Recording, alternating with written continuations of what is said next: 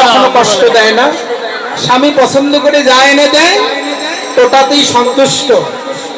আবার যারা স্ত্রী তারা বলছে না, এবার মার্কেট করতে আমাকে না নিয়ে গেলে কিন্তু হবে না, আর আমি যেটা পছন্দ করবো ওটাই নিয়ে দিতে হবে।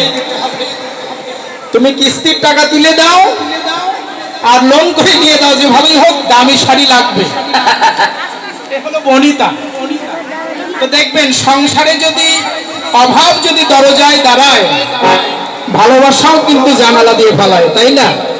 তো বলছে নাতি দেখ, তুই তো এখনো রোজগার করা শিখিস নি, এখনো কোনো কামাই করতে শিখিস নি, তাহলে যদি বিয়ে করতে চাস সংসারে তো অশান্তি লেগেই থাকবে। তাহলে এই জন্যই বলছি আগে কলার বাগান, অর্থাৎ আগে রোজগার করা শেখ, এরপরে ঘরে হাতে নিয়ে আয়, তাহলে কোনো অশান্তি থাকবে না, তাই না? চাহিদার কি কোনো শেষ আছে? শেষ নেই, কোনো শেষ নেই। আমার কেন বাড়ি হলো না?